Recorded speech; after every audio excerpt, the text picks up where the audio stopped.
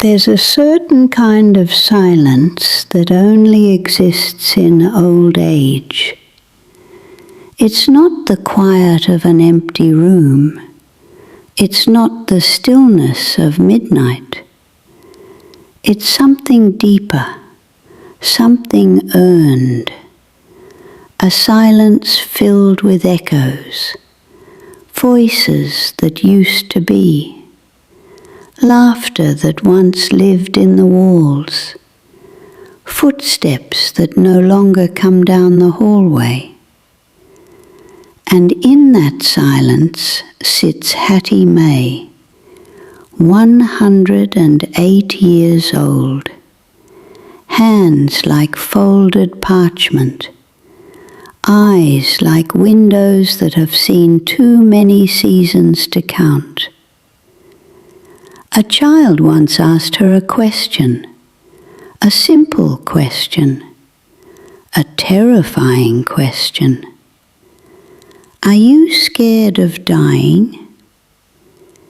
Hattie didn't answer right away.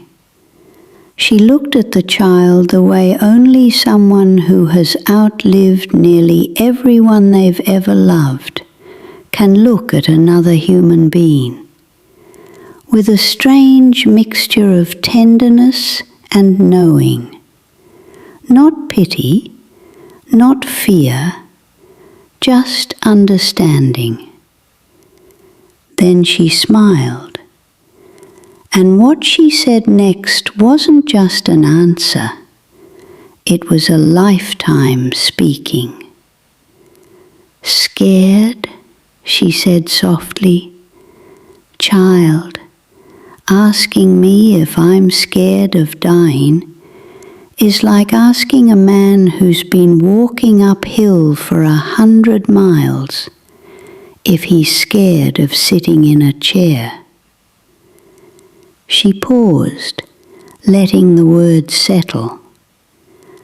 I am 108 years old. Do you know what that feels like? She didn't wait for an answer. It feels like wearing a winter coat, one that's been soaked through with rain, heavy, cold, clinging to your bones. And the thing is, you've been wearing it for so long, you don't even remember what it feels like to take it off. She lifted her hand slightly, as if adjusting something invisible on her shoulders. Every morning I wake up, and the good Lord taps me on the shoulder and says, Hattie, put the coat back on. A faint chuckle escaped her lips, and I do. I button it up with these stiff fingers. I drag it into the kitchen just to make my coffee. I carry it everywhere I go. She looked at the child again, this time with a softness that felt almost like relief. So no, I ain't scared of taking it off. A pause. In fact, some days I look at the hook on the door and I think, Lord, isn't it time to hang it up yet? The child didn't fully understand. How could they? Because fear of death doesn't come from knowing too much. It comes from not knowing enough. Hattie leaned forward slightly, her voice lowering, more intimate now. You see, the reason you're scared, she pointed gently, not accusing, just observing, is because your party is still going on. She let that image breathe. You're 40 or 60, maybe even 80. The music's still playing for you. You've got people to call, places to go, things you still want to taste, touch, feel. A faint smile touched her lips again. You've still got that hunger. Then her eyes drifted, not to the room, but somewhere far beyond it. But me, she said, quieter now, my party ended a long time ago. She folded her hands together. I'm just the last one here, cleaning up the cups. That's the part no one tells you about living a long life. We celebrate longevity. We admire it. We chase it. But we don't talk about what it costs. Because living long enough means watching everything else end. Hattie didn't list her losses like tragedies. She spoke them like memories she had already made peace with. My husband George, she said, almost like she could still see him. He's been gone 40 years. 40 years. 40 years of sleeping in a bed that's too big. She shook her head slightly. My eldest boy, gone. The girls I used to skip rope with, gone. The doctors who taught me how to live, dead and buried. She let out a slow breath. I am living in a ghost town. And suddenly you understand. Longevity is not just about time. It's about endurance. I walk through this life, she continued, and I see things nobody else sees, because nobody else remembers them. Think about that. Entire worlds gone. Moments that only exist in one remaining mind. That's not loneliness. That's something deeper. That's being the last witness. So when I die, Hattie said, her voice steady, almost peaceful, I'm not leaving home, she smiled. I'm going home. And for the first time, death didn't sound like an ending. It sounded like a reunion. They're all over there waiting, she said. George is probably pacing the floor right now, checking his pocket watch. She laughed softly, saying, Hattie, woman, you always were late for everything. Then her tone shifted, not sad, not heavy, but serious, because now she wasn't just answering the child, she was teaching. We need to talk about why you're so terrified, she said. It's because you think death is a thief. She nodded, as if confirming a truth most people never question. You think it comes in the night to steal your time, your memories, to rob you. She shook her head slowly. That's a young person's way of thinking. A pause. That's foolishness. She leaned back, her voice calm, certain. When you get to my age, you realize something. Another pause. Death ain't a thief, she smiled slightly. It's a librarian. Now that image lands differently. A thief takes, a librarian returns. It just says, time's up. The book is due back. And suddenly, life isn't something being stolen from you. It's something you were always borrowing. And let me tell you something, Hattie continued, her eyes sharpening with intensity. If you have read the book, if you've really read it, her voice gained strength. If you tore the pages, if you cried on the cover, if you dog-eared the corners and spilled coffee on the chapters, she nodded firmly, then you don't mind giving it back. Why? Because you're tired of holding it. But then she leaned forward again, and what she said next might be the most important part of all. The people who are scared to die, she said, are the ones who never opened the book. Silence.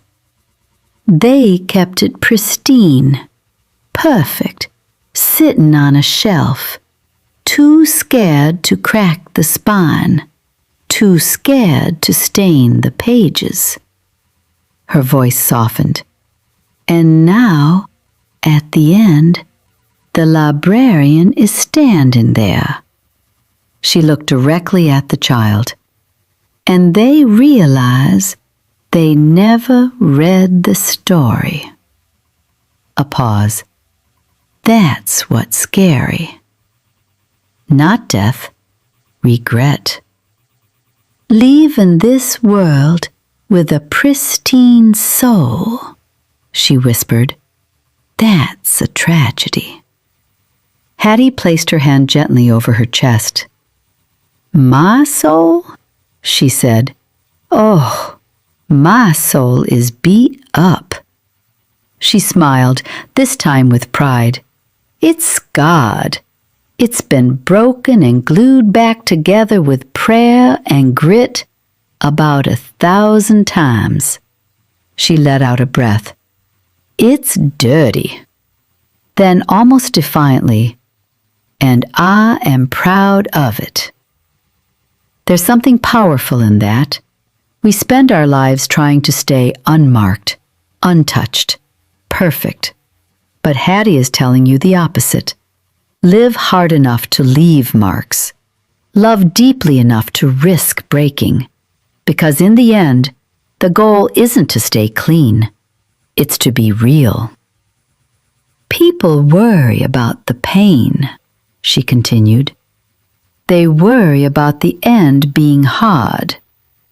She waved her hand dismissively. But let me tell you something I've learned.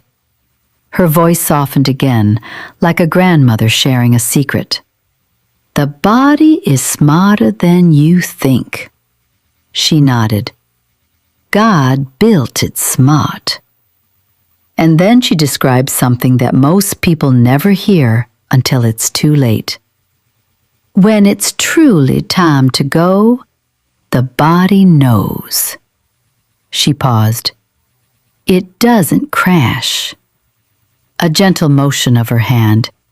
It just turns down the volume, like a dimmer switch. It makes you sleepy, takes away the hunger, quiets the noise. She smiled faintly. It ain't a malfunction, honey. A soft whisper. It's a mercy. The body is saying, hush now. We don't need all this noise where we're going. And just like that, fear softens. Because what we imagine as chaos might actually be peace. Then Hattie shared something she hadn't told many people. When Ma George passed, she began, her voice almost reverent, I was holding his hand. You could feel the moment. Right at the very end, his eyes got wide. She paused. He didn't look scared. A soft smile. He looked surprised. Not fear, not pain. Surprise. Like a man who just realized he'd been worried about a whole lot of nothing. She nodded slowly. It was like he was trying to tell me, Hattie, if I'd known it was this easy, if I'd known it was this beautiful, I wouldn't have feared it so much. Her eyes glistened slightly. He saw something. A whisper. I know he did. And whatever it was, she smiled, it made him smile. So why does any of this matter? Why does a 108-year-old woman's perspective change anything for you? Because she wasn't telling this story to make you comfortable with dying. She was telling it to make you uncomfortable with not living. I ain't telling you this so you hurry up and die, she said firmly. I'm telling you this so you hurry up and live. That's the shift. That's the lesson. The only reason she could sit there, calm, peaceful, even smiling at the idea of death, is because she had already emptied herself into life. The only reason I can sit here and smile at the reaper, she said, is because I didn't leave anything in the tank. No regrets, no unspoken words, no unlived moments. I forgave the people I needed to forgive. I said I love you until my family got sick of hearing it. I ate the cake. I wore the red dress.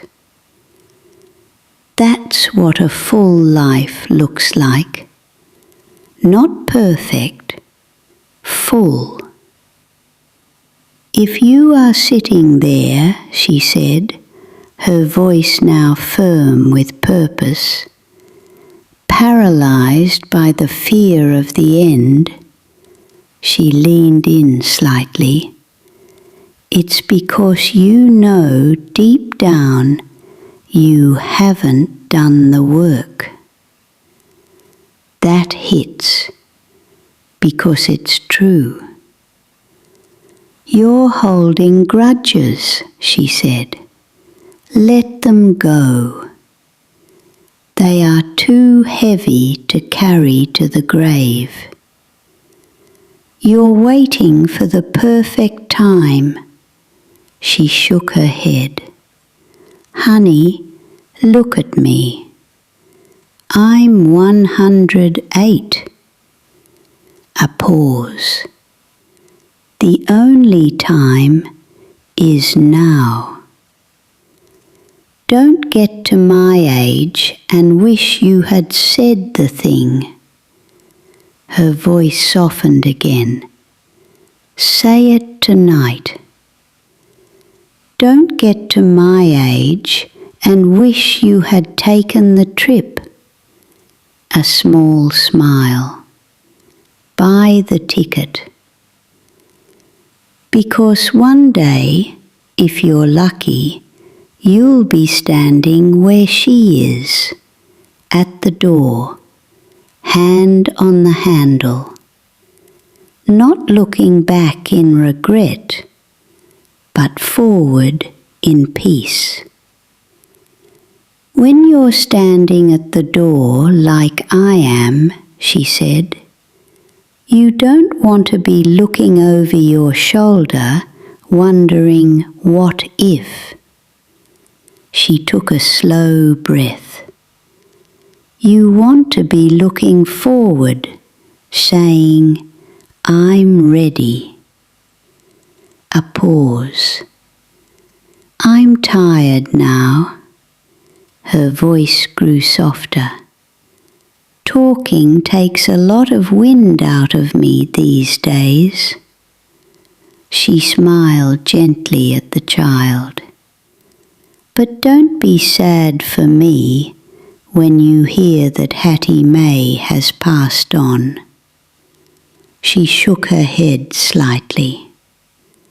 When you see that video, don't you dare cry. A playful spark returned to her eyes. You throw a party. You play some jazz music. You eat some berries. Because I'm not gone, she said. I just finally took off the tight shoes. She leaned back, closed her eyes for a moment, and with the calm certainty of someone who had nothing left to prove, nothing left to fear, she whispered, I'll see you later. A pause. But you take your time getting here. And maybe that's the greatest wisdom of all. Don't rush toward the end, but don't run from it either. Just make sure, when your time comes, you've lived a story worth returning.